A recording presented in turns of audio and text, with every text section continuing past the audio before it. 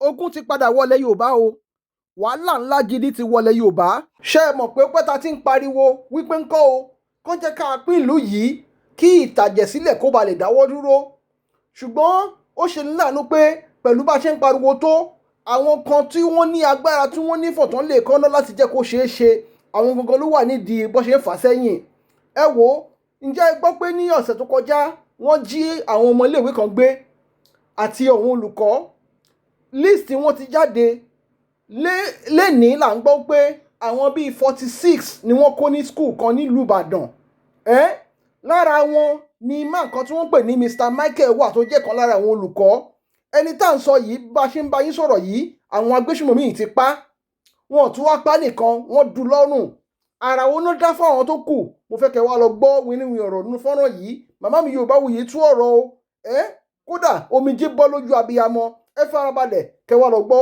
ohun tó ṣẹlẹ̀ nínú fọ́nrán yìí. wọ́n ti pa Mr. Michael wọ́n ti pa tíṣà tí wọ́n gbé ní ilẹ̀ Yorùbá wọ́n dú tíṣà bí ẹran tíṣà tó fi gbogbo ọjọ́ ayé ẹ̀ lọ kàwé láti fi sáàfù ilẹ̀ Yorùbá Tinubu ẹlẹ́gbẹ́ security ilẹ̀ Yorùbá fún Sunday Igboho ẹ fàgò fẹ́ẹ́gùn Sunday Igboho ẹ kọ̀ láti fokun ẹ̀ sílẹ̀ Ọ̀yọ́ state lélẹ́yìí tí ń ṣẹlẹ̀ láàárọ̀ kùtùkùtù this is a Black Monday fún wa nílẹ̀ Yorùbá this is a Black Monday Tinubu ìkànnì o ìkànnì yàkàn bí ọmọ olódòdó o wọ́n ní àwọn kan ni wọ́n ń gbẹ̀yìn bẹ̀bọ̀ jẹ́ àwọn kan ni wọ́n ní kẹ́ má gbé fún Sunday Igboho wọ́n láwọn lọ ṣe àwọn lè ṣe gbá àwọn lè ṣàwo Tinubu wọ́n là kí n lọ́ba ká lójo àkànbí ọmọ olódòdó jàgàbá àtàmọ̀ tẹ́lẹ̀ kọ́ lélẹ́yìn tó bá ṣe wípé àwọn kan ni wọ́n ń ṣọ̀tẹ̀ ni wọ́n ń pètèpèrò ni wọ́n ń gbèrò nísàlẹ̀ ni wọ́n wá ń báyìí ni wọ́n ń competition wípé ẹ má gbé security ilẹ̀ Yorùbá fún Sunday Igboho páwọn lè ṣe àkànbí ọmọ olódòdó ò ṣe wẹnu lẹ̀ kó wẹnu ọkọ́ wípé bó ṣe ń lọ yìí wọn ò ní péré ajá kó má péré ìkòkò tí wọ́n fi ṣe é Tinubu kò ṣe bóyá máa pọ̀ wípé ilẹ̀ Yorùbá ń kọ́ àwọn ń pàwọn èèyàn ilẹ̀ Yorùbá tí wọn ò ní pariwo orúkọ ẹ̀ Tinubu ó ṣe léyìí tó Tinubu ìkàlẹ̀ léyìí bàbá oníbàbá ni wọ́n pa nípa nífọ̀nàfọ̀rù Tinubu ìwà ìkànnì yìí àwọn òun náà sọ pé wọ́n ń competition pé kí n má gbé security lè gbà fún Sunday Igboho tí wọ́n dẹ̀ kọ̀ tí wọn ò jáde tí wọ́n kọ̀ tí wọn ò fakọyọ tí wọ́n kọ̀ tí wọn ò bọ́ síta ìgbà tójú pọ́ngún àwọn òdi àdìsábáwara nígbà tó ń le kókókókókó tọmọ Yorùbá ò rí nǹkan kan mọ́ Sunday Igboho iná la rí ṣé ní yín kẹ́ni lè ṣe mí ó ti wá dójú ẹ̀ ní sẹ́yìn wọ́n wá mú bàbá oníbàbá wọ́n wá dù wọ́n dẹ̀ rìlíìsì fídíò yẹn síta wọ́n ní kálukú bẹ̀rẹ̀ sí ní pé tó bá mọ̀ nílẹ̀ Yorùbá yálà lẹ̀ Yorùbá ẹ̀ dìde àwọn tẹ́ fẹ́ yín lẹ̀ fún yìí wọn ò tó fi ẹ̀yìn lẹ̀ fún o àwọn tẹ́ ní kó wá jogún yín yẹ̀yìn yálà lẹ̀ Yorùbá àwọn eléyìí wọ́n máa ń gbogbo ogun yín ni wọn ò kí ẹ̀ nítorí ìbò wọn ò kí ẹ̀ kílẹ̀ Yorùbá tán wọn ò kí ẹ̀ kó má kó ẹnìkan kan nílẹ̀ Yorùbá eléyìí pọ̀ ó pọ̀ fún wa nílẹ̀ Yorùbá eléyìí pọ̀ ó pọ̀ ọmọlúwàbí ni wà nílẹ̀ Yorùbá Tinubu ẹ ṣí ogun fún oníkálukú ẹ ṣí ogun fún oníkálukú ẹ tó bá lè gbé bọ̀ kó gbé ẹ tó bá lè gbé àdá kó gbé àdá ẹ má dúró pé ẹnìkan máa ṣí ogun fún ẹnìkan Sunday Igboho lẹni kó ń lọ́wọ́ ọmọ ogun 50,000 ọmọ ogun 500,000 ti dúró fún kí ló kù tẹ́ fẹ́ àkọ́bí ọmọ olódòdó wọn láàkí ní ọba kálójo jàgàbá àtàmọ̀ táwa gbọ́ ìtàn ẹ̀ tàṣì tún mọ̀ a ní kí láyà sáàgùn ni chai ó pọ̀ fún wa nílẹ̀ Yorùbá this is a very terrible one Black Monday lélẹ́yìn nílẹ̀ Yorùbá a day that we will never forget nílẹ̀ Yorùbá láyé èdè tí a ní gbàgbé èdè tí ọmọ wa ọkọ wa bàbá wa tíṣà wa olùkọ́ wa tó jí ní ẹ̀ tó lè lọ kọ́ àwọn ọmọ ní ìwé tí wọ́n wá mú tí wọ́n kó wọ́n gbé pẹ̀lú àwọn kan tí wọ́n dẹ̀ dún ní ọrùn. What a day to remember. What a day that we will never forget in Yoruba land. Gbogbo ẹni tí wọ́n sọ wípé ẹ lọ bá Tinubu bí kò má gbé security ilẹ̀ Yorùbá fún olóyè Sunday Adéyẹmọ Ìgbòho ṣá tí Tinubu dẹ̀ ń gbà sí lẹ́nu.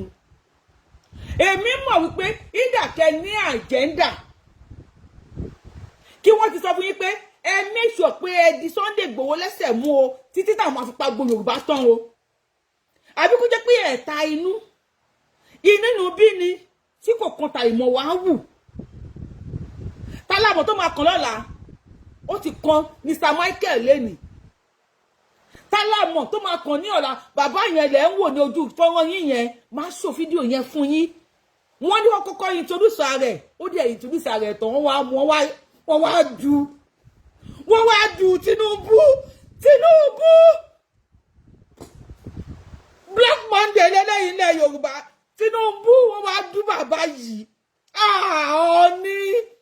Ọọ̀ni Ọ̀jájá Ògúnwùsì ọ̀dọ̀wọ́ yín o Ọọ̀ni ọ̀dọ̀wọ́ yín o Aláàfin Ọ̀yọ́ ọ̀dọ̀wọ́ yín o ẹ̀yà àgbàlẹ̀ Yorùbá yìí kà ní yín o ẹ̀ṣẹ̀ ní rẹ̀ gbogbo ẹ̀yà àgbàlẹ̀ Yorùbá pátápátá ẹ̀ kì í ṣèyàn rẹ̀ kì í ṣèyàn rẹ̀ o àwọn alálẹ̀ ọ̀rẹ́ mi fẹ̀yìn lẹ̀ fún àwọn alálẹ̀ ilẹ̀ Yorùbá wọn ò rí ẹni fi ẹ̀yìn lẹ̀ fún ẹ̀yà àgbàlẹ̀ Yorùbá kì í ṣe kúrẹ́ kì í ṣe kúrẹ́ kì í ṣe èèyàn rẹ̀ kọ́ ní kálukú máa pè tó bá mọ̀ nínú yàrá kì í ṣe kúrẹ́ gbogbo ẹ̀yà àgbàlẹ̀ Yorùbáwuyi lórúkọ mi lọ́wọ́ fẹ́ pa mí wá pa mí ọmọ yìí lè máa ń pa àpamọ́jẹ nìyí àpamọ́jẹ ẹ̀yà àgbàlẹ̀ Yorùbá ọmọ yìí lè máa ń pa pa wá bí pa wá pa wá àlọ́ sẹ́yìn òdi àárín káàkiri lórí ní títì kò síbi tó ọmọ Yorùbá ò sí àkiri ká ní àkiri ká aṣọ ọmọdé káàkiri àwọn tó tún wà nílẹ̀ tó ní kí Boko Haram máa pa wọ́n ẹ̀yà àgbàlẹ̀ Yorùbá lọ́ọ́ máa béèrè lọ́wọ́ yín o gbọ́ ẹ bá ní tí ẹ fídíò yìí kọ́kọ́ ní Ọ̀jájá Ògúnwùsì kálá fi Ọ̀yọ́ rí o ohun tó mú yín mú Sunday Igboho dání ẹ máa ṣàlàyé fún wa o àwọn ọmọdé ọmọ yín máa dé bá tàn yìí àwọn ọmọdé ọmọ yín Tinubu àwọn ọmọ máa dé bá ìtàn Monday Black Monday nílẹ̀ Yorùbá ní 18th of May 2026 bàbá ní bàbá wọn dé wọ́n dùn nílẹ̀ Yorùbá wọ́n tún ṣe fídíò ìkànnì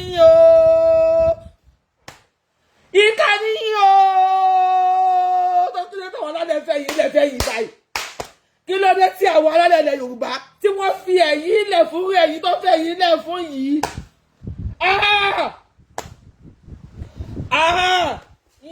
eléyìí pọ̀ ó pọ̀ ilẹ̀ Yorùbá láìsí ilẹ̀ Haúsá láìsí ilẹ̀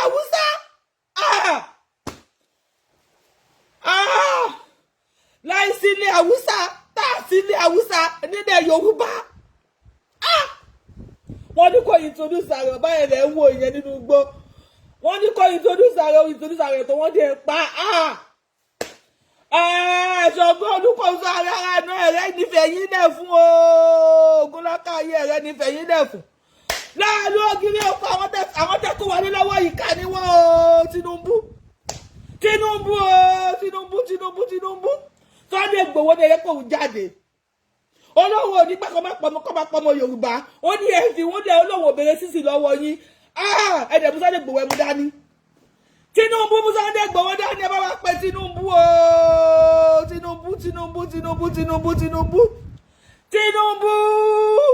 tó bá yẹ kó máa fà àwọn mílítírì tí Sunday Igboho náà ní yàfi mílítírì tì tó bá yẹ kó máa kó àwọn sójà tí Sunday Igboho náà ní kó àwọn sójà àti àwọn sójà ọmọ Yorùbá tí wọ́n ní gbàbọ̀dé ní kí Sunday Igboho pé àwọn tó kù kó máa lọ kó wọn wálé Tinubu bá wọn tó kù Sunday Igboho kó máa lọ káwọn tó kù wálé Tinubu pa wá Tinubu ló ń pa wá ní Yorùbá ẹgbà wá Tinubu ló ń pa wá Tinubu sì dẹ́kun Sunday Igboho jẹ́kun bá wa gbà wọn tó kù wálé eléyìí pọ̀ láàárọ̀ Monday eléyìí pọ̀ ilẹ̀ Haúsá ló ti nọ́mà kò nọ́mà nílẹ̀ Yorùbá ẹ bá gbósókè green ẹ gbósókè.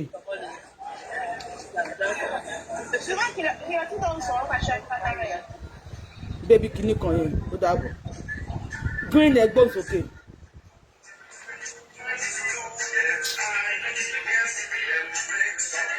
Talele tó ń play music yìí. Ta ló play music mo fẹ́ drop onítọ̀hún ní ta ni. I'll make it brief. Ní sùúrù. Àwọn kan ṣe máa tó bẹ̀rẹ̀ sí ní pariwo ń sìn. Tẹ́rí ọmọ Ògbómọ̀ṣọ́ lè ní. Ṣé rí ìròyìn tó ń kàn mí létí lórí nǹkan tó ń ṣẹlẹ̀ yìí nǹkan tó bá ní lọ́kàn jẹ́ ni. Nǹkan tó bá ní lọ́kàn jẹ́ ni. Ṣé láwa tá a jẹ́ àwọn ọmọ Ògbómọ̀ṣọ́ tá a jẹ́ ojúlówó ọmọ Ògbómọ̀ṣọ́? Mo fọlọ́ntì ara mi. Àbújá ni mo wà, Àbújá ni mo bọ́ọ̀sì. Mo ní ìmáìlì ká padà lọ sílẹ̀. Tó bá ti fẹ́ ká take lọ sí tó àwọn àṣìká bẹ̀rẹ̀ sí ní sìkì àwọn èèyàn wa fúnra wa ẹ jẹ́ ká ṣe fúnra wa táwọn tíjọba ò bá ṣe. Ẹ jẹ́ kí tíjọba ò bá ṣe fún wa ẹ jẹ́ ká ṣe fúnra wa. Àwọn ìyá wa, àwọn ọmọ wa, àwọn àbúrò wa ò lè wá skul kọ́kọ́ wa balẹ̀. This is getting too much. This is getting too much for it to get as far as Ògbómọ̀ṣọ́. Kẹ́ ẹ lè tún ní sọ ẹ kó àwọn ọmọ skul kẹ́ ẹ máa kí lọ́jọ́ ọ̀la fẹ́ kí ni nǹkan tá a fẹ́ dúró ṣe kí là ń dúró ṣe.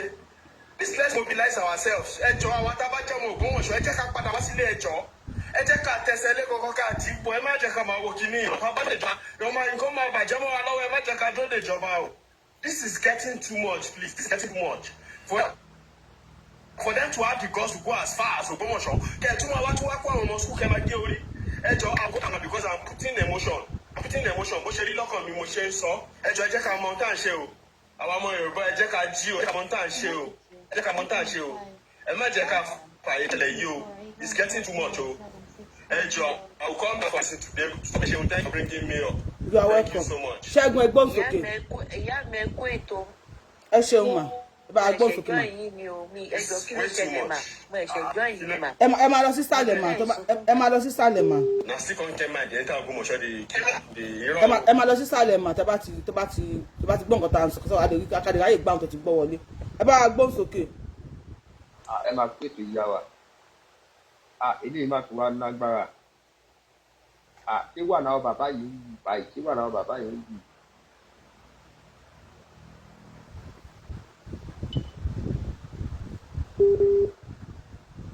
Olúwa tí wọ́n ń fún yìí tó dá báyìí àwọn arọ́pàá kọ̀ọ̀kan ààrẹ kọ̀ọ̀kan kó jáde.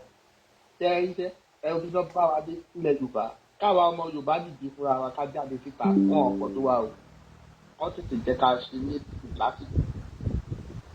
Kí ló dé tí wọn ò gbéṣẹ́ yẹn fún Sunday Igboho?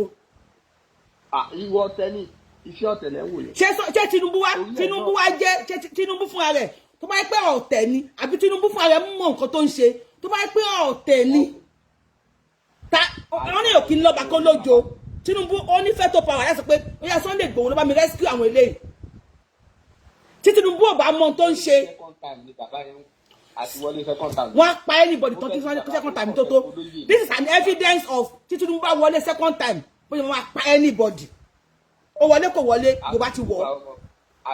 Àti kí gbogbo àwọn ọmọ Yorùbá yá jáde wọn lè pa gbogbo wa tán káwọn ìtànà kan ti jáde wọn lè pa gbogbo wa tán gbogbo ìrìn kan ṣe ẹ̀kọ́ ti pọ̀ sí ẹ̀kọ́ pọ̀ sí ẹ̀kọ́ àti ìgbà tí Gúnmi ti wá Ìbàdàn tó ẹni wàhálà yẹn ti ṣẹlẹ̀. àwọn olórí ibú tó ń gbé Gúnmi wá sí Ìbàdàn àwọn ẹni òfò. gbogbo àgbẹ̀ ìfẹ́tọ̀ lè sọ̀rọ̀ gbogbo àwọn àfáà àgbọ̀ kọ̀ọ̀kan ṣe ẹ̀kí ẹ̀fẹ́ ń pa òyìn. wọn ò ní sọ̀rọ̀ àwọn ọmọ ìyá wọn náà ń ṣiṣẹ́ lọ́wọ́ wọn ò ní sọ̀rọ̀. gbogbo náà lájú kalẹ̀ lọ́yọ̀ọ́ kọ́ máa wò wọ́n o ẹni tó bá gbọ́ olóńgbé yìí o wọ́n lájú kalẹ̀ kọ́ pa wọ́n tán o pé ètò Ọlọ́run á bá a dáwọ́. ẹjọ́ ẹ wà lórí TikTok ẹni tẹ́ bá power tap tí wọ́n bá ti drop yín ẹ má send request wọn because àní tún yín gbé wọlé àwọn tó bá lè power tap tán lè dúró lórí show tán lè like show àwọn la máa gbé wọlé so ẹ ká tún gbé kọ́ọ̀dù kan sí lórí fóònù. Mr. Levis a máa pàdé ń jọ mi àkíńṣe yẹn lórí péjì èlé bá a gbóhùn sókè lórí fóònù sà. Tani. Ẹ káàsán ẹ pẹ̀lẹ́ Mr. ní Yorubawuyi ẹ pẹ̀lẹ́ ṣé ẹ mọ nǹkan tó ń ṣẹlẹ̀ yìí ní ìmọ̀ bóyá ẹ̀ ń gbọ́ mi o. ẹni sùúrù mà. ẹkún egbére tó ń sun yẹn ẹkún yẹn ló máa sùn. torí ẹ ló jẹ́ kí n wá sókè ọjà àbọ̀lẹ̀ olóògbé. ẹjọ́ ẹ filẹ̀ wálé wa ẹ filẹ̀ kó sọ̀rọ̀. fi mí lẹ̀ ẹ̀mẹ́ rẹ̀ fi mí lẹ̀ you are a stupid woman you are an Igbo woman pretending to be a Yoruba you are an idiot inú yín báyìí wọ́n ti sanwó fún yín ẹ máa lẹ́nu yín ẹni yín rí ni ẹ máa rẹ. ẹ tó bá fún lésì ẹni tó bá fún lésì máa drop onítọ̀hún ẹni tó bá fún lésì máa drop onítọ̀hún ẹni tó bá fi lè fún lésì máa drop onítọ̀hún ẹ fi lè yẹ kó sọ̀rọ̀ ẹ yẹ kó sọ̀rọ̀. What's your issue? You don't even look Yoruba. You look Eemo, man. Look at your fucking face, man. Leave Yoruba and leave Tinubu alone. Tinubu ṣiṣẹ́ takuntakun láti tún ìlú yìí ṣe. Ọ̀tọ̀rí ẹ̀yin olè tẹ́ ṣẹ́nu gbàgà bíi kíní yìí. Wọ́n ti sanwó fún ẹ̀ máa rí. Tinubu, Sunday Igboho, you are a stupid woman. You are a foolish woman. Kò sí ọ̀tọ̀rí ẹ̀ mo sí ní pé tá a bá wò dáadáa, bàbá yín Igbo ló máa jẹ́. Ìyá ìgbìyà yín Igbo ni. Wọ́n sọ pé ọmọ ẹni ò kí ń ṣèdí bàbàrà káfílẹ̀kẹ̀ bọ̀dì ẹlòmíì ó ti rú yín báyìí ló máa ń lò. Stop gbogbo nọ́sẹ̀sì yìí bá sunkún látẹ̀lé dọ̀la Tinubu máa wọlé tí Tinubu bá dẹ̀ ti ṣe tán Ṣèyí Mákindé tún máa ṣe àdéhùn tún máa gbé fún Haúsá àtún máa wọlé bá ṣe máa ṣe nìyẹn. So ó yẹ yín gbogbo Yorùbá nation yín àpò yín ló wà. That is your business. On your mandate we shall stand. On your mandate we shall stand. On your mandate, on your mandate, on your mandate we shall stand. Ẹ kí gbogbo kan tó sùn lọ àfaramọ́. Àwọn àfaramọ́ mandate àfaramọ́. Ẹyọ lọ́tà ooo, ẹyọ yóò lójú bẹ̀ gbọdọ̀. Àwọn wèrè wọ́n fẹ́ pa Tinubu àwọn ẹlẹ́dẹ̀ẹ́yà ni yóò ìnínú àgbáyé.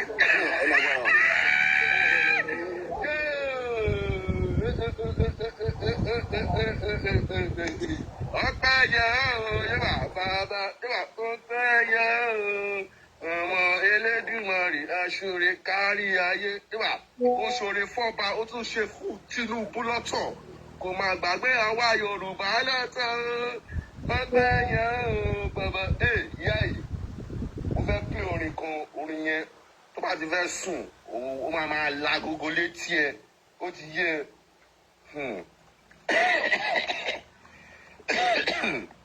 I'm tired of you idiots talking bad on Tinubu every day. Nonsense. You know, we know.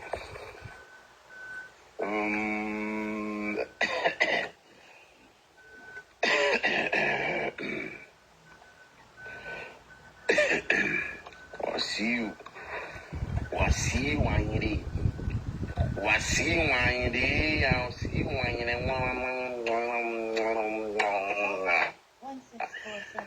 Okay, Washiri.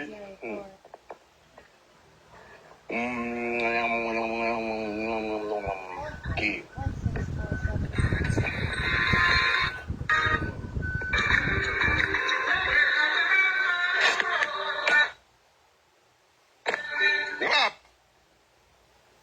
Mọ ọkọ tí mo ṣe ní kẹ́ fi sílẹ̀ mọ tí mo ṣe ní kẹ́ fi sílẹ̀ kẹ́ má sàn nǹkan lórí ẹ̀yin èèyàn mi ẹ má bínú pé mo ní kẹ́ fi má ẹ sílẹ̀ kó sọ̀rọ̀ o ẹ má bínú torí Ọlọ́run lórí péèjì wa yìí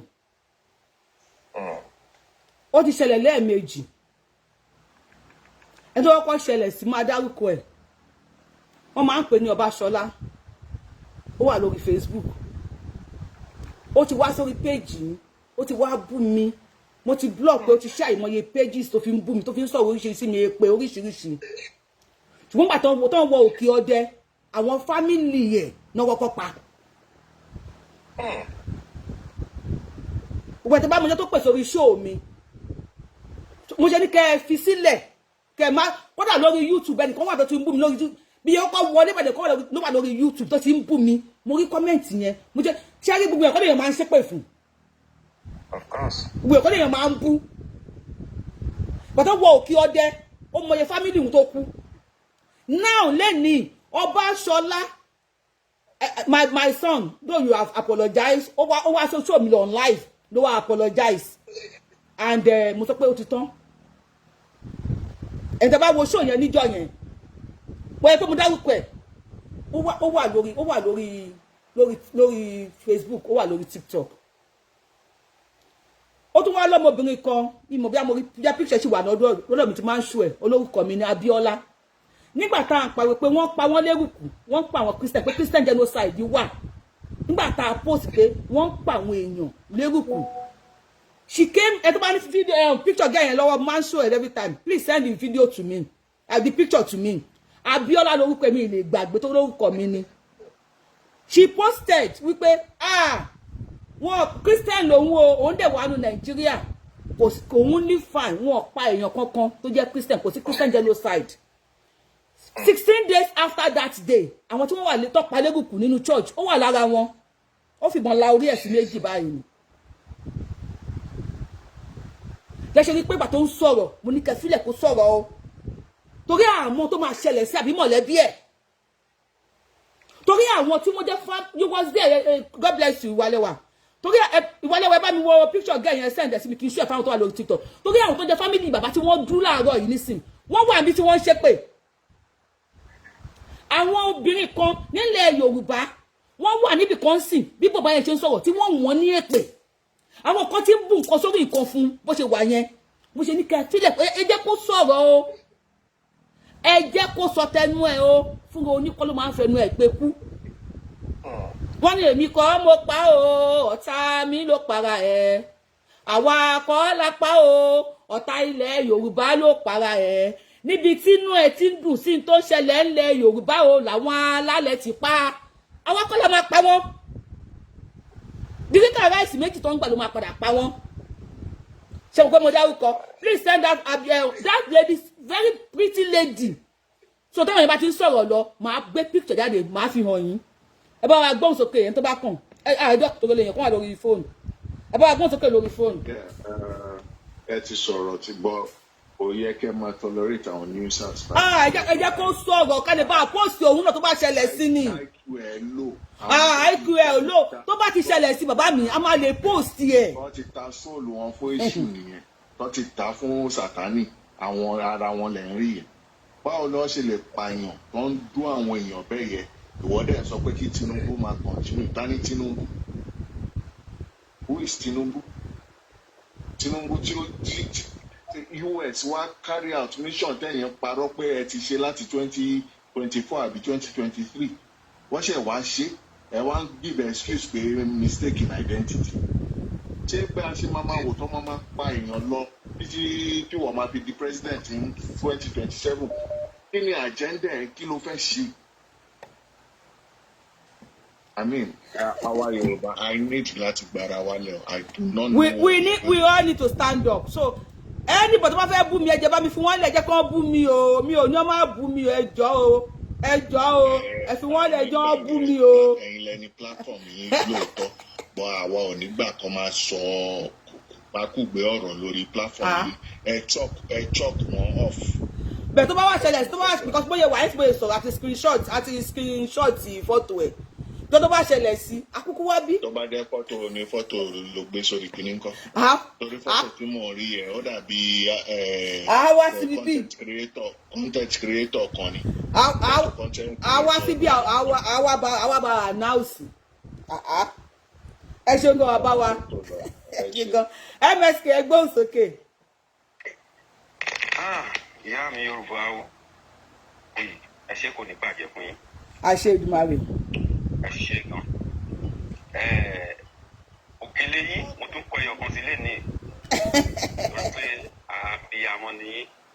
àbíyamọ ní nítorí pé ẹtẹ ìfààyè gba ọkùnrin yẹn láti sọ̀rọ̀ mo gbé kúdòsì fún yín. ó ní fẹ́ni ẹni tí mo sọ fún yín nì ẹ tẹ́ bá mọ̀ ẹ bóyá fine ṣe bóyá fine ẹ ti rí ẹ ti bóyá fine ìbọn náà padà fi fọ́ orí ẹ ti bóyá fine ẹ ti rí ẹ ti fi hàn lórí YouTube náà so àwa ò ní ẹ má ṣe pé ẹ tẹnu bèpè ẹ tẹnu bàṣẹ ò ní àfikún yọ ọmọ wa ni ẹ ti rí very pretty lady ẹ bóyá fine ẹ ti rí lọ́nà méjì àwa ò fi kú yọ ẹ bá tẹnu bèpè kẹ ẹ tẹnu bàṣẹ ilẹ̀ Yorùbá lájọ wà.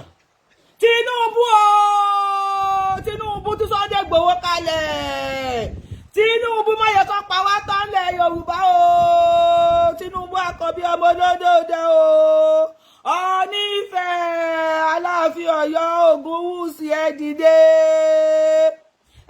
ẹ má jẹ́ kó pa wá tọ̀ ọmọ wa l'Abíọ́lá àwa ò gbàdúrà kó kú àgbàdúrà kó kú o àgbàdúrà kó kú bàbá kan ni wọ́n tún dùn yìí ni wọ́n tún dùn láàárọ̀ Monday teacher ni wọ́n bàbá oní bàbá so gbogbo ẹni fẹ́ bú mi ní comment section ẹ continue láti máa bú mi ní ẹ má bú mi o Ọlọ́run àwọn bá yín post ẹ bàtọ́ pa Abíọ́lá post ẹ ìjọ mẹ́ẹ̀ẹ́dógún ló wà láàrin tó fi sọ pé wọn ò pààyàn Nàìjíríà ìjọ mẹ́ẹ̀ẹ́dógún péré ìjọ mẹ́ẹ̀ẹ́dógún àbí ìjọ mẹ́rìnlá is either 14 or 15 days ó dẹ̀ bí ọmọ sílẹ̀ ìjọ tó ti wá pa Abíọ́lá olóṣèlú wo la gbọ́ pé ó lọ sílé àwọn fámílì Abíọ́lá pétọ̀ Abíọ́lá o àwọn rẹ̀ ló jà fún o tó wá lọ mú ọmọ ẹ̀ pé scholarship rèé náà wọ́n bẹ̀rẹ̀ ní o tó bá pàwọn olóṣèlú ti ṣe tí mi ò mọ̀ ẹ lè sọ fún wa torí tíṣẹ́ bá ṣẹ̀yàn débì kan ìṣẹ́ ló ṣe àwọn ìyá tí mo ṣó lánàá tí wọ́n fún wọn ní òròmọ adìyẹ tí wọ́n fún wọn ní wọ́n empower wọn pẹ̀lú òròmọ adìyẹ àwọn ìyá tí mo ṣó lánàá they were empowered pẹ̀lú òròmọ adìyẹ òròmọ adìyẹ ló fi empower wọn o ẹ̀yin ọmọ wọn náà wà lórí íńtánẹ́ẹ̀tì níbí àwọn ṣẹ́rí àsìkò táwọn ṣépè fún yín ti kọjá àwọn arìnrìn pé kẹ́ máa ṣépè fún àwọ̀ yìí ni tó bá kúrò tó bá ní èpè lọ́wọ́ ẹ fẹ́ tẹnu bọ̀ nǹkan ẹ bẹ̀rẹ̀ sí ní tẹnu bọ̀ àbáwọ̀ ẹ bá gbóhùn sókè torí Ọlọ́run. gẹ́gẹ́ bí mo ṣe sọ̀rọ̀ lọ bí ẹ ti fààyè gba ọkùnrin yẹn kó sọ̀rọ̀ mo pè fún yín. ojú ti rí. ṣẹ́rí Tinubu àwà láàyè ọ̀pọ̀lọpọ̀ ogun á ti bẹ̀rẹ̀ wọn yíyẹ pẹ̀. Ọlọ́run ò ní pa Tinubu fún wa Ọlọ́run ní pa ẹ̀wà Àkànbí ọmọ lódòdó ó ní kù ó ní kánjú lọ ogun tó wà lẹ̀ yìí ajọ́ máa jà ní ó lọ you go nowhere Tinubu you go nowhere okú tì ajọ́ máa jagun tó wà lẹ̀ lẹ̀ tí ó gbogbo àwọn tó sọ pé kọ́ máa parọ́ lẹ̀ Yorùbá yẹn àní sọ̀rọ̀. tí orí ẹ̀ pé tó ní ọpọlọ tó ń bí gẹ́gẹ́ bí wọ́n ṣe ń bí èèyàn kò ní gbọ́ irú ìṣẹ̀lẹ̀ tó ṣẹlẹ̀ ní ibẹ̀ yẹn kó máa pariwo kó máa sọ wípé ẹ ṣe ń sọ̀rọ̀ lórí ẹ̀ nǹkan tó wà lẹ́nu mi tí mo bá sọ ṣùgbọ́n máa gbé sínú. kò ní ìdíkẹ́ ẹ sọ. mo gbókùnrin yẹn gbàdúrà o mo bá gbàdúrà bí gbogbo èèyàn ṣe gbóhùn ẹ̀ lénìí wọ́n tún máa gbóhùn ẹ̀ ní dàkejì bẹ́ẹ̀. ẹ̀jẹ̀ ń sọ̀rọ̀ ni gbogbo abiyamọ ti fún lépè èpè ó ń gba èpè burúkú báyìí. ọmọ tó dàgbà jù nínú àwọn ọmọ skul tí wọ́n kó lọ ọmọ ọdún méje ọmọ tó dàgbà jù náà àwọn skul yẹn ọmọ ọdún kan àbọ̀ wà nù wọn ọmọ ọdún méjì wà nù wọn.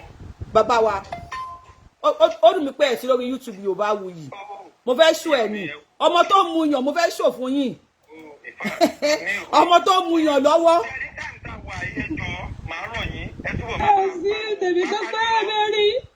ọmọ tó mu yàn lọ́wọ́ wà lára àwọn tí wọ́n kó wọgbó ọmọ tó mu yàn lọ́wọ́ ojú ọmọ ẹni wọ́n dún tíṣà láàárọ̀ yìí. àwọn olórí ẹ̀sìn wa mẹ́tẹ̀ẹ̀ta kìrìsìtẹ́nì. àwọn olórí ẹ̀sìn wo. ẹ máa pe wọn ẹjọ́ ọ̀rọ̀ yìí ó ti kọjá bá a ṣe ń rò ó ti kọjá bẹ́ẹ̀ ẹ jẹ́ kí gbogbo wa dìde nílẹ̀ Yorùbá ẹ jẹ́ kí mú chájà ẹ jẹ́ ká dìde à ń rọ gbogbo yín à ń rọ gbogbo ẹni tó ń gbọ́ wa pátápátá ìjọba ò ní kankan tó máa ṣe fún wa. ẹ pariwo Tinubu o tó lè bàa dùn ọ́ tó fẹ́ kó dùn yìí. tó ń rawọ́ ẹ̀bẹ̀ pé ẹjọ́ ìjọba ẹ ṣàánú wa ẹjọ́ ìjọba in fact ó dàbí pé kí n máa sunkún ìjọba ò ní kankan tó máa ṣe fún wa lórí nǹkan tó wà lẹ̀ yìí o. Tinubu máa ṣe nǹkan ẹjẹ́ bẹ̀rẹ̀ sí ní pariwo ẹ bẹ̀rẹ̀ sí ní pariwo Tinubu ó máa ṣe nǹkan. ẹni tó bá ní kan tó bá ní méjì àsìkò tó yẹ ká máa dìde fúnra wa lélẹ́yìí o ó ti kọjá nǹkan tá a lérò o. Tinubu máa ṣe nǹkan bẹ̀rẹ̀ sí ní pariwo Tinubu máa ṣe nǹkan Àkànbí ọmọ olódòdó ó ti ní kí Sunday Igboho wá ọmọ 50,000 wọ́n ti wá ìtọ́jú bẹ́ẹ̀ lọ kalẹ̀ ó yá ẹ ṣígun fún wọn ẹ jẹ́ kó bẹ̀rẹ̀ sí ní bọ́ síta ẹ ṣígun fún wọn Tinubu ṣígun fún wọn ilé ìkíṣẹ́ ilẹ̀ Haúsá ilẹ̀ Yorùbá lélẹ́yìí ẹ ṣígun fún wọn ẹ má yẹ kó pa wá tán ó yá ẹ̀yin tẹ́ ẹ̀ bú mi ẹ̀yẹ kọ́tí láti máa bú kó wa mi bí fún yín ẹ káàsán ẹ gba agbó sókè.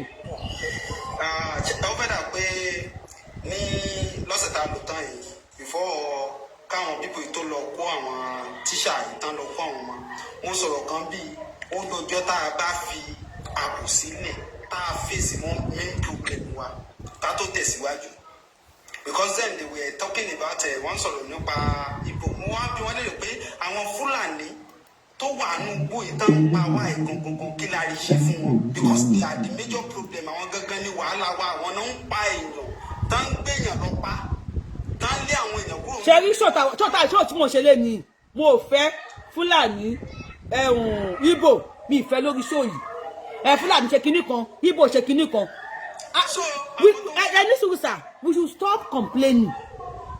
We should stop complaining. Igbo ló ń pa wá, Fúlàní ló ń pa wá. We should stop that. Lórí page mi lẹ́ni yo, lórí page Yorubawuyi yo. We are going to the main route. Anybody tó bá wù kó pa wá, a fẹ́ pa wọ́n padà. That is justice. Anybody tó bá pa wá, kí Tinubu ṣí ilẹ̀ Yorùbá kalẹ̀, ká pa wọ́n padà. That is justice. Igbo ni o, Fúlàní ni o. Even kí Yorùbá wà láàrin wọn, a fẹ́ gbọ́ anybody.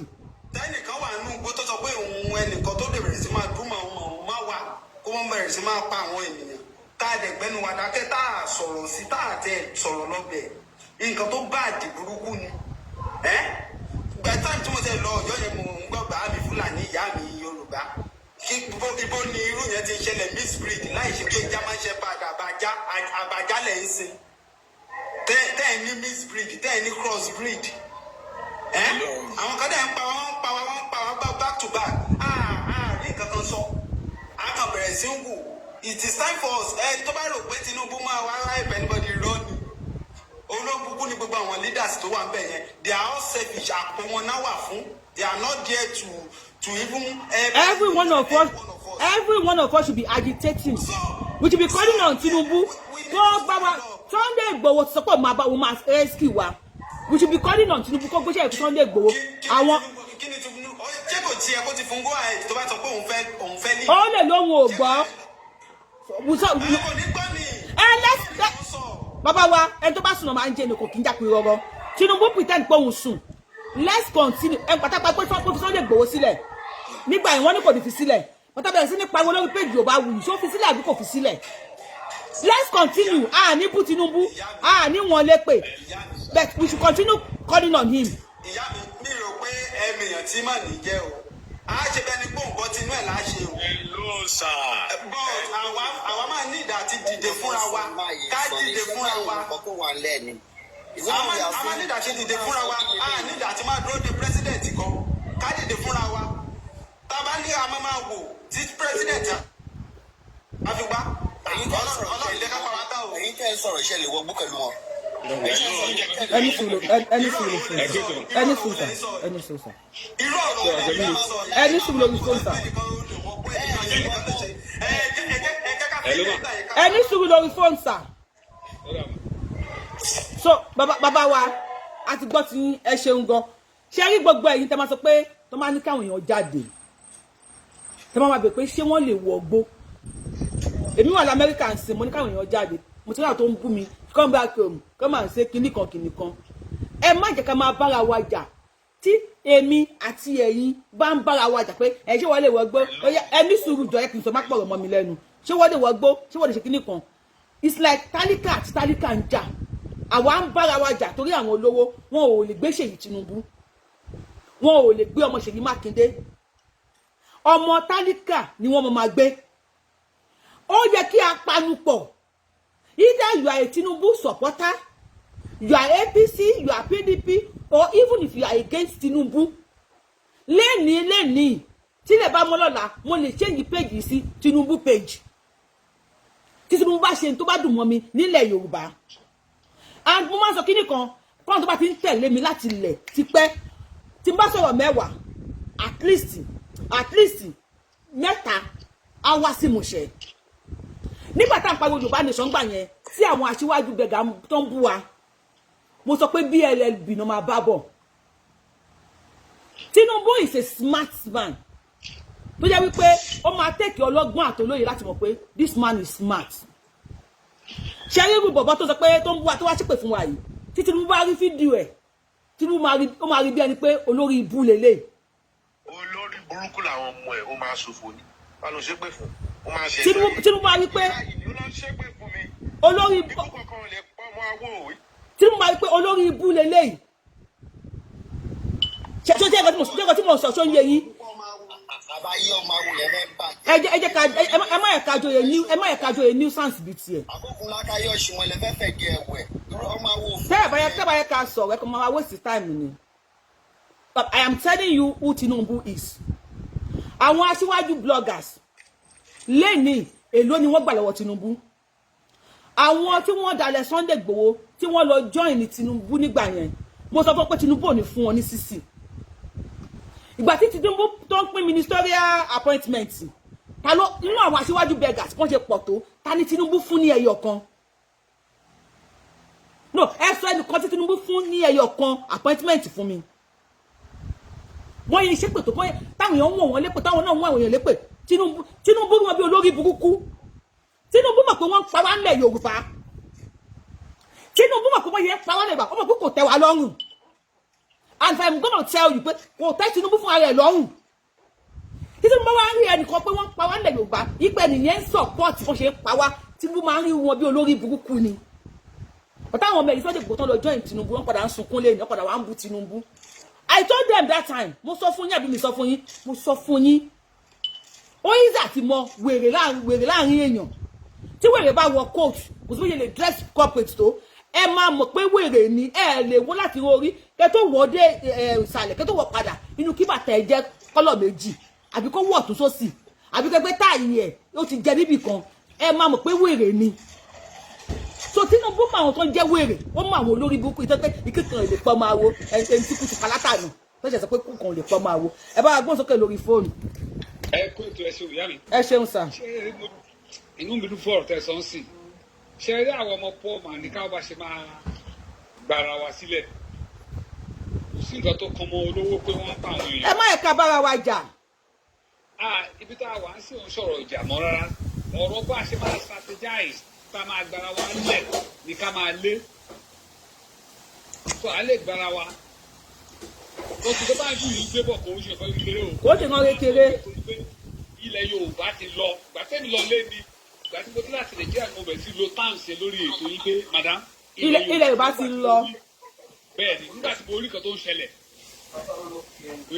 àná fúlàní ẹ̀sìn dẹ̀ ni ẹ̀yà tẹ́mi mọ̀ dáadáa ni wọ́n ń ṣe ẹ̀yà kan gidi so àwọn káwá ṣe máa gbéra sílẹ̀ Fúlàní ò nífẹ̀ẹ́ nìkankan Fúlàní ẹ̀sìn Mùsùlùmí tó yàtọ̀ sí ẹ̀sìn Mùsùlùmí tá a ṣe ilẹ̀ Yorùbá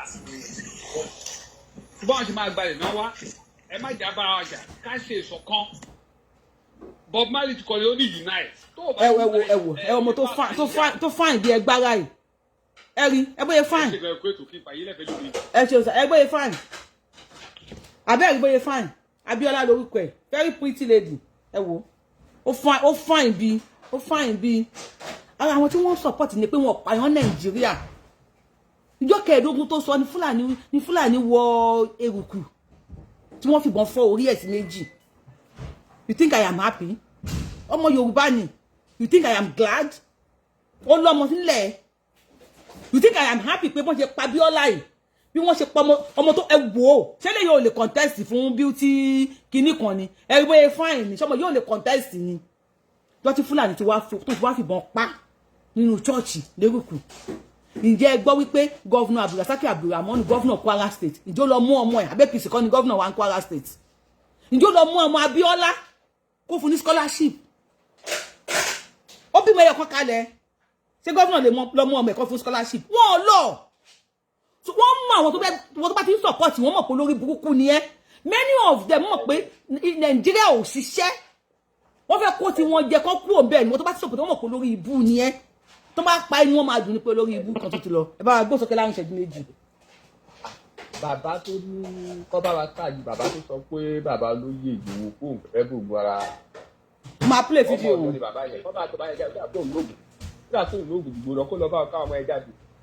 àwọn bàbá tán lè fèsì Fúlàní tó sọ ọmọ Yorùbá ẹgbẹ́ wọn náà fẹ́ fèsì àwọn bàbá òkú tán máa ṣòfò dànù tọ́jú alẹ́ àwọn olórí burúkú bàbá rà gbogbo wọn kọ́ máa gbọ́ wò á kọ gbogbo wọn á wá mọ̀ àwọn ẹni fẹ́ máa bí tó gbọ́. ẹ ṣe ra ń bàbá àwọn bàbá bá mi kọ́ ọ̀sẹ̀ gbẹ̀yìn. bàbá Èkìtì kò tí lè kàn nítorí eégún ńlá ni a máa fún ní time ìtẹ́ pé ìmáa sọ̀rọ̀ bí 30 minutes Richard ẹgbọ́n sókè.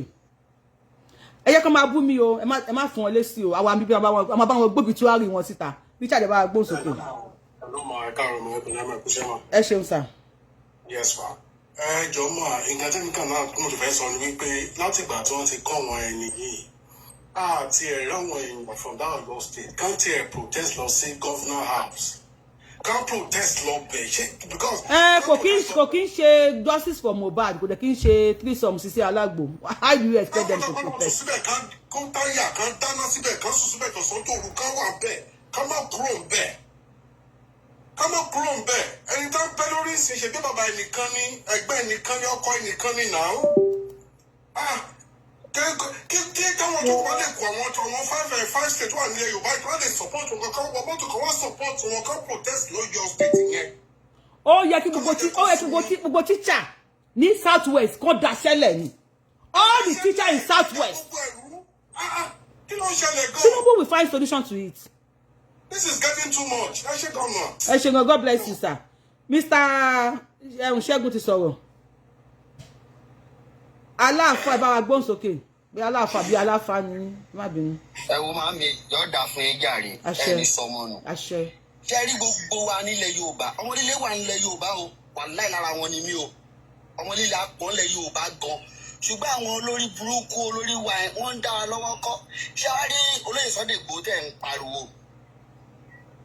Òótọ́ ìkan lára àwọn ọmọ lẹ́yìn. Ẹ ṣe àkíní kọ́kẹ́ Sunday Igboho bá ọgbọ̀n pẹ̀lú ọ̀tọ̀ lọ́sọ̀rọ̀ fún mi. Mo gbà fún mọ́jà Fọlá láyé lọ́rùn. Ṣùgbọ́n láti ìgbà tí bàbá Tinubu ti fún bàbá ní freedom, Tinubu ni bàbá gbé sórí o. Kí ni kò ṣe sà? Kí ni kò ṣe? Àní kí ni Sunday Igboho ṣe bóyá jáde yẹn kó máa campaign fún Obi àbí Àtìkù? Rárá, mo sọ pé campaign fún Obi o. Mi ò ẹ má ṣì mí gbọ́ o. No, kí ni kò ṣe? Kí ni kò ṣe? Ẹ ní sùúrù, màá ṣàlàyé. Baba wa 3 minutes, 2 minutes, maybe 1 minute, but the question will get 3 minutes. Your 3 minutes start now. Okay. Inti baba agbeda ni pé àwa o, a fẹ́ gba àwọn bàbá wa, àwọn ìyá wa tó wà lóko tí wọ́n jẹ́ kàn ṣiṣẹ́, a fẹ́ gbà wọ́n lẹ̀. Ètò agbeda ni nǹkan tó kí ọ̀rọ̀ Yorùbá nation, táwa tẹ̀lé wọn sí o. Ìgbà tó yá tó rí iṣẹ́ tá à ń ṣe náà gbé ọ̀rọ̀ Yorùbá nation dé, tó gbé wa lọ́wọ́. But this wọ́n ti fún wọn ní freedom, wọ́n dẹ̀ ti gbà pé okay freedom ti wà ńlẹ̀. Kini ẹja continue ẹ wọn alára tó lọ bá ṣe meeting o gbogbo alára tó lọ ṣe meeting náà ẹja continue kini yìí wọn ní kánísù ìpè Tinubu sọ pé káwọn lọ wá 50,000 people ìbọn àwọn dẹ̀ máa fún alamination ìpè ká bá wọrí a máa lè face our people. Ibo la ti lọ bá ṣe meeting. Ibo la ti lọ bá ṣe meeting. Make it. Ibo la ti lọ bá ṣe meeting. That's what I'm saying. Why are you telling lie? Wọ́n ti mute o. Bàbá wa ẹgbẹ́ bọ́lá ti ṣe meeting pẹ̀lú Sunday Igboho. Ibo la ti lọ ṣe meeting. Mo fẹ́ pè ọ̀kan lábẹ́ máa fi sí kíni ẹ máa gbọ́. Irọ́ ìwọ ló lọ ẹ lọ ṣe meeting. Ibo la ti ṣe meeting ni sà. Ogun ti padà jálẹ̀ Yorùbá. Why are you telling lie? Ogun jà wá, a tún fi rọ́ sí. Ìjọ wo la fẹ́ bọ́? Why are we telling lie against ourselves? Ẹni tó sọ pé wọ́n ní okay o fẹ́ gbà kọ́ lọ́wọ́ ènìyàn ṣé wàá máa ṣépè fún ni. Gbogbo pépà tó yẹ ká sáyìn lórí ìlú ẹkùn wọn ti sáyìn ẹ̀ èyí tó yẹ ká máa pariwo lé àwọn ọba wa lórí pé bàbá Ládọjà ibi tẹ́ bá ṣe dé ẹ parí ẹ̀. Báwo Ọ̀nìrìṣà ibi tẹ́ bá ṣe dé ẹ parí ẹ̀. Ọlọ́wọ̀ ibi tẹ́ bá ṣe dé ẹ parí ẹ̀. Ẹ parí ẹ̀ Ọọ̀ni. Olúgbọ́ Akin. Olúgbọ́ àgbẹ̀ ọmọ ọba Yámù. Ìyá mi, ẹ jẹ́ kí n sọ kankan fún yín. Ẹ go ahead. Ẹ wá díẹ̀ máa bà bẹ́ẹ̀. Ṣé gbọ́ mi mà? Ẹ má máa parọ́. Sunday Igboho tó tẹ̀lé pé Tinubu kiri ṣé kó máa ṣe pè fún ká lè rí nǹkan tá a fẹ́ gbà wá ni. Number one náà tàbí Yorùbá ní náà Nuru Ribado. Ribadu kí jẹ́ Ribado. Tó ti yẹ pé nǹkan pátápátá náà ti gbà á. Nuru Ribado ni ò fẹ́ sáyìn. Ẹ̀yin tẹ́ wà lórí Facebook láti 500 wọ́n ti já yín sórí 186 ẹ̀yin tó kù tẹ́ bá tẹ thumb up abẹ́ like show wọ́n máa padà drop yín tán látòrí 500 ẹ ti kú 188 bàbá wọn continue mi fẹ́ wo nọ́mbà èèyàn tó ń wò mí mi ò gbọ́ nǹkan kan à ń gbọ́ yín sà. àwa tá à ń káàkiri láàmà ọ̀pọ̀lọpọ̀ ohun tó bá ti gbọ́ lórí social media Sunday Igboho ti wàṣọ APC Sunday Igboho ti wàṣọ PDP ó ti fi Yorùbá lè ṣẹlẹ̀ ṣé ọmọ kọ́tọ́mọkùnrin yẹn ṣe lábẹ́ ni. The problem tó ṣẹlẹ̀ lọ́yọ̀ọ́ yìí Aláàfin Ọ̀yọ́ ní kẹ́ tó jẹ́ ká bù so. Nígbà tí Sunday Igboho ti lọ sí pálásì onírìṣà tó ti kíra pé òun ọmọ ládé aláàfin ọ̀ládé adé aládìkú lágbàfà láàfin láàfin ọ̀wọ́ adé ti sọ pé gbogbo ọmọ Ọ̀yọ́ tó ń tẹ̀lé Sunday Igboho pé wọn gbọ́dọ̀ tẹ̀lé mọ́ ló fi lọ náwó Gani sókè náà wọ́n pa wọn ti lọ sí Ọ̀yọ́ park wọ́n tún wá tó Ọ̀yọ́ ọ̀sìn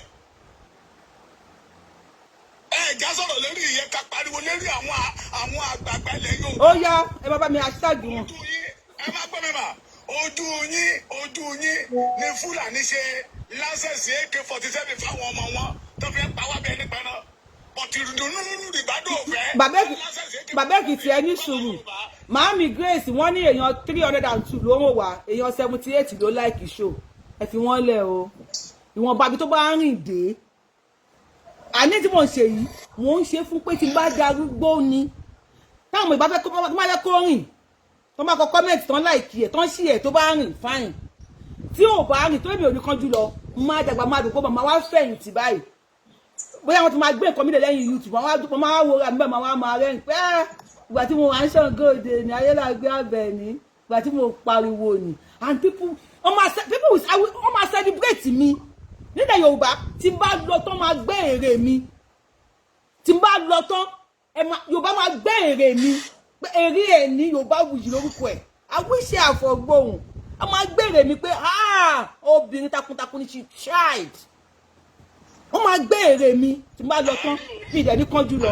òdòdó lẹ̀ àwa ní sọ ṣé ẹni mo ti ń pariwo kò yẹ ti pẹ́ màmá mi ń tẹ́ bá bímọ méjì lọ́wọ́ tí méjèèjì jẹ́ ọkùnrin ẹni máa mọ̀ ọmọkùnrin tẹ́ bá bí ọmọkùnrin méjì kílera wọn wọ́n máa ń yan ìpátá tí àbúrò bá gba etí ẹ̀gbẹ́ tẹ́ ẹ dákẹ́ tẹ́ ẹ sọ̀rọ̀ tó bá tún dọ̀la á tún gbà tẹ́ ẹ tún sọ̀rọ̀ á kọ̀ntínú láti máa gbà ṣùgbọ́n ìjọ tó bá gba lẹ́ẹ̀kan tẹ́ ẹ gbígbí ká ẹ̀gbẹ́ gbá títí ẹ̀ padà àwọn bàbá wa tó dákẹ́ yìí tí wọn ò sọ̀rọ̀ ló yẹ ká máa pariwo lé lórí. that is it nígbà tí bára wa jà. wọ́n bá máa lọ lójú títì kárí ní mọ́tò wọn ká búlọ̀kù ẹ̀ pẹ́sà Fúlàní ti láńsẹ̀sì AK-47 fún àwọn ọmọ wọn kílẹ̀ yìí ń wò ẹ̀rọ lọ́sọ̀dọ̀ bàbá mo máa ń sọ̀rọ̀ kan mà mo ní tí bàbá Tinubu ò bá máa ẹ gbà ó yẹ káwọn àgbà ilẹ̀ Yorùbá lè máa mú wá. Thank God bàbá Olúbàdàn gbégbèsè ẹ̀ mà and we are all blame Tinubu ó lè jẹ́ ìyàwó ó lè jẹ́ bàbá wa ó lè jẹ́ ẹ̀gbọ́n wa but òfin tó gbé dórí oyè òfin kó protect gbogbo Nàìjíríà ni kò sí ẹni tó jẹ́ Nàìjíríà gọ́ọ̀mẹ̀ntì a máa fẹ́ kí Nàìjíríà ò tú àwọn la máa mọ̀ ọ̀nà tókè Fúlàní mo ti sọ nínú orí program mi sà mo ní nígbà yé Jonathan àwọn ọmọ Jonathan wọ́n jèrè Jonathan àwọn Nàìjíríà. ó kó iṣẹ́ fún wọn God bless ọ̀bẹ Èkìtì. nígbà yé Fúlàní nígbà yé Buhari àwọn Fúlàní jèrè Buhari káwọn bàbá yẹn lọ máa sọ pé má wòran ní jẹ́ kí ìran Yorùbá ó jèrè bó láti ẹ̀jẹ̀ yẹn ló máa jẹ fún wa lẹ́nìí àwọn tí Sunday Igboho ti kó kalẹ̀ mà ó lé ní 50,000 tí Tinubu ní ká wá wá. 50,000 báwo. ṣé wọ́n wọnú gbọ́dọ̀ lọ́fẹ̀ẹ́ ni. now Tinubu ní pé Sunday Igboho ìwọ lọ gbáradì ìwọ ni máa gbéṣẹ́ yẹn kú fún Aláàfin Ọ̀yọ́ ó ń bá Sunday Igboho jà torí pé ó kí ara ẹ̀ pé ọmọ ládé Aláàfin Ọ̀ládé adé aládìkú lágbàfà láàfin ṣé Sunday Igboho ṣàgbélẹ̀rọ orí kìíní láti gbà yẹn ni bàbá yẹn ti lé ní Aláàfin Ọ̀yọ́ ti sọ pé gbogbo àwọn ọmọ Ọ̀yọ́ tó ń tẹ̀lé Sunday Igboho mo fẹ́ rí wọn lẹ́yìn wọn àwa náà ò dẹ̀ rí wọn now wàhálà tí wàá ṣẹlẹ̀ now ní Ọ̀yọ́ wáyé tí ò fi pé Gani Adam kó ti wọnú igbó látàná. Àyìnkẹ́ thank you for the gift ẹ ṣe. ìjọba la fẹ́ ṣe yẹn dà. Let us say the reality sir ma àwọn leader wa àwọn ọba lónìí ìlú tẹ̀yẹ̀ kọ́ bá sọ pé ọba ò láṣẹ wọ́n tàn wá ní àwọn ọba láṣẹ. God bless you.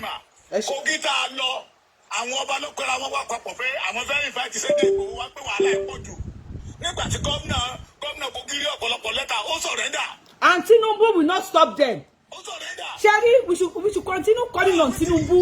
Tinubu tá a bá jà padà Tinubu ò ní àrẹ́sì wa o Yorùbá nǹkan tá a mọ̀ nìyẹn o Tinubu is a smart man tá a bá jà padà Tinubu ò ní àrẹ́sì wa o ẹ má gbọ́ ti àwọn afọ́fúngbẹ́mu tí wọ́n sọ wípé wọ́n ṣe kíní kan Tinubu wọ́n ṣe kíní kan Tinubu la máa pè tí náà lé bá bàjẹ́ baálé ilé la máa pè tí kọ́tà bá dọ̀tí baálé ilé la máa sọ fún tí ọ̀bẹ bá tán nínú ìṣàsùn baálé ilé la máa pè ìdá ó ní kò ní nígbà tá à ń pariwo pé Tinubu release Sunday Igboho wọ́n ní kò ní release ẹ̀ mo lórí péjì Yorubawuyi tá a bẹ̀rẹ̀ sí ní fa Tinubu ó máa release Sunday Igboho ó release àbí kò release ẹ̀ tá a bá tún wá pawọ́pọ̀ tá à ń sọ pé Tinubu free Sunday Igboho kó bá wa lọ sí àwọn tí kó bá wa kó àwọn tí wọ́n kó wá Tinubu máa release Sunday Igboho Tinubu máa ní kó lọ ìjà òfò ìjà àdánù tí Yorùbá ń bára wọn jà ní Tinubu ṣe ń wò yìí bí ẹni pé lórí burúkú nìyí Tinubu náà ò ní ranjú kalẹ̀ kó pa wá kó máa pa wá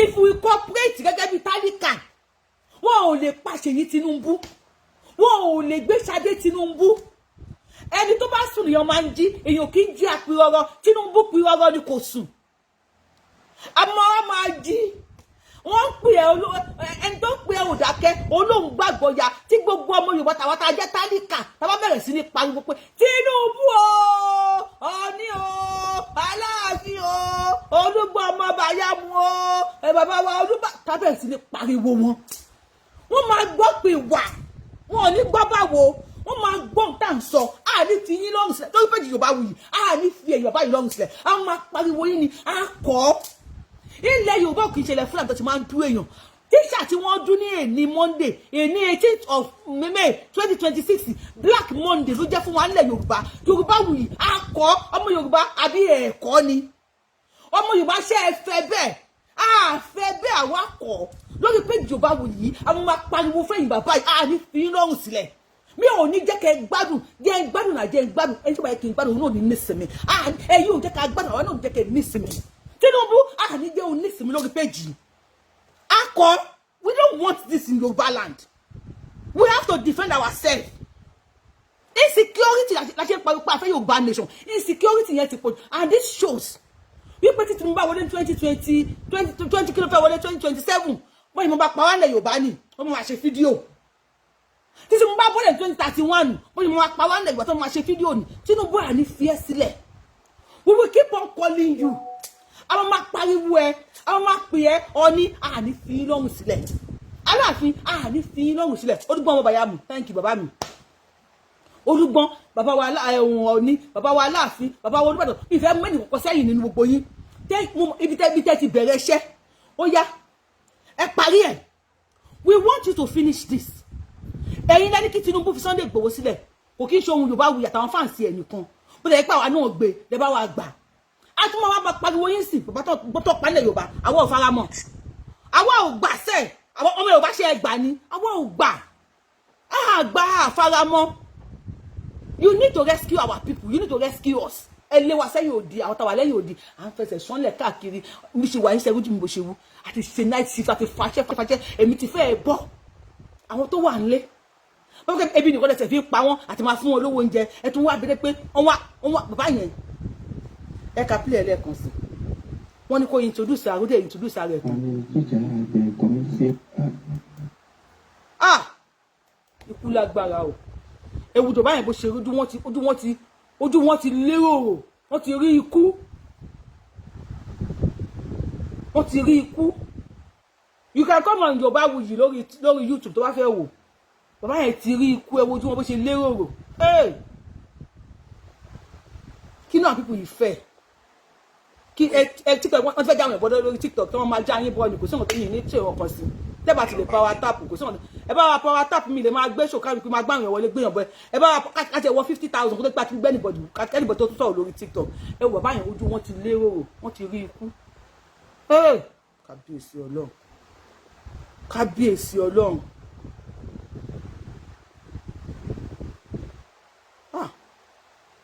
báwa ti rí ikú ẹ bá wa power tap lórí TikTok ẹ bá wa power tap máa ìka gbẹ́nìbọ̀dì wọlé o ẹ bá wa power tap YouTube ẹ bá wa like show ẹ bá wa share ẹ bá wa share I don't have to beg you guys for this.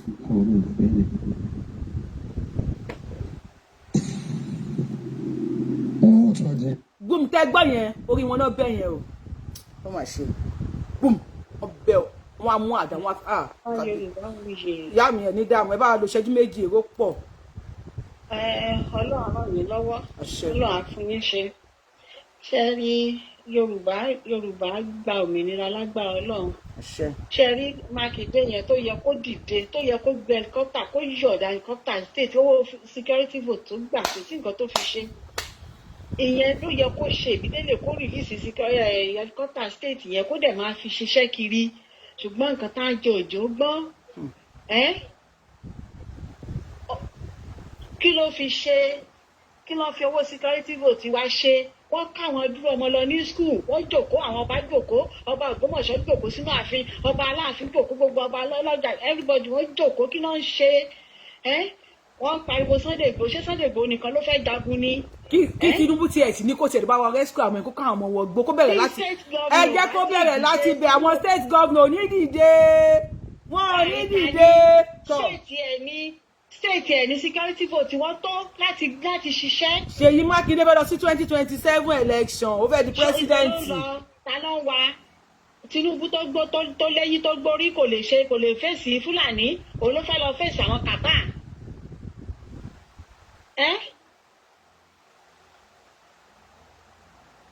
Ẹ ṣe màmí.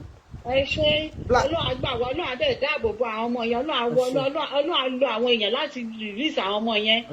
Kìbí gbogbo ló sì lọ sí Kwara tí ò tí ì dé.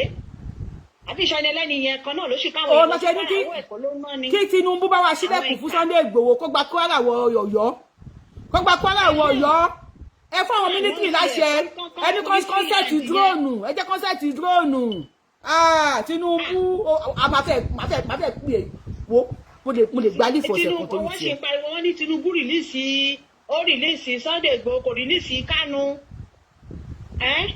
Ilẹ̀ Kánú tí wọ́n rìlíìsì gan ṣé wọ́n gbádùn jù wá lọ ṣé àwọn Kánú gan gbádùn jù wá lọ.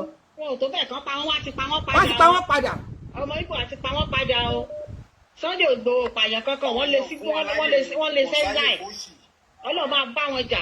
Gbogbo àwọn àgbààgbà wọn yẹn Ọlọ́run máa bá wọn jà o. Ẹ ṣé mà. Níbi tá a gbọ́dọ̀ dé nísìnyí níbi tá a gbọ́dọ̀ dé báyìí solution lè jẹ́ ẹni. Solution ẹ bá wa hashtag Tinubu hashtag Aláàfin hashtag Ọ̀ọ̀ni hashtag Olúgbọ́mọ Bàyámù hashtag bàbá wa Olúbàdàn ẹ bá wa hashtag wọn lẹ́yọ kọ̀ọ̀kan kí káwọn náà máa gbọ́ pé à ń perí wọn a máa pè wọ́n. Solution ni ọ̀rọ̀ tí tọ́yẹ kí everybody máa mú wá báyìí then nǹkan tèmi fẹ́ sọ lórí ẹ̀ ni pé lọ́wọ́ tá a wà yìí ẹ má jẹ́ ká gbọ́kànlé ìjọba kankan now máa mú example kan wá. Bàbá wa 2 minutes sa o 2 minutes la máa lò. Ibi tí wọ́n ti lọ kọ́ àwọn èèyàn ní tí wọ́n tó ibi tí wọ́n ti lọ kọ́ àwọn èèyàn lórí rẹ̀ yẹn grace ni mo mọ̀ dáadáa ni tẹ bá dẹ̀ wò ní gbogbo bẹ̀ yẹn igbó pọ̀ níbẹ̀ then ní àwọn eré àbí kan níbẹ̀ yẹn nǹkan tí wọ́n ń ṣe ni pé government àti ìlú local government àti ìlú wọ́n ní àwọn ọlọ́dẹ tẹ́rí àwọn ọlọ́dẹ yẹn wọ́n fi wọ́n sí ibùsọ̀ bóyá bí ibùsọ̀ mẹ́wàá èèyàn bóyá bí 10 kilometers lójú ọ̀nà nínú igbó ibẹ̀ ni wọ́n fi wọ́n sí àwọn tó bá gba ìgbẹ́tì lọ sí Ìgbòho lọ sí Kìṣí wọn á mọ nǹkan tí mò ń sọ yìí so kó rọrùn fún àwọn ẹni bí yìí láti ọpẹ́tì dáadáa so ẹ má jẹ́ ká dúró de Ṣèyí Mákindé kankan ẹ má jẹ́ ká dúró de Tinubu kankan. The next thing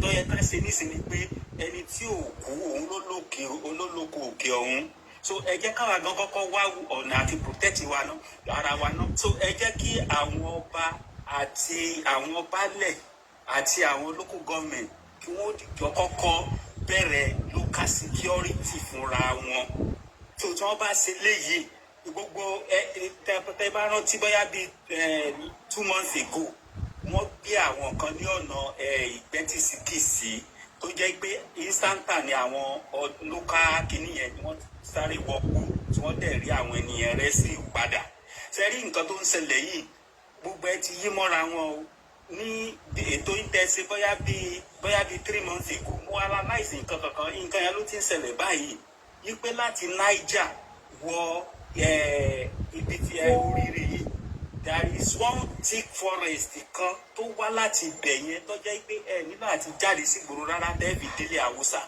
so tẹ bá dẹ̀ wò nígbà táwọn pípé yìí tí wọ́n kóyàn báyìí ibẹ̀ ni wọ́n mú orílẹ̀ àǹtí ẹ̀ bá dẹ̀ gbàgbé bíi 2 months ago ní oríire kan náà yìí kan náà ni wọ́n ti sẹ́ǹdì lẹ́tà sí wọn wípé àwọn ń bọ̀ wá kó wọn.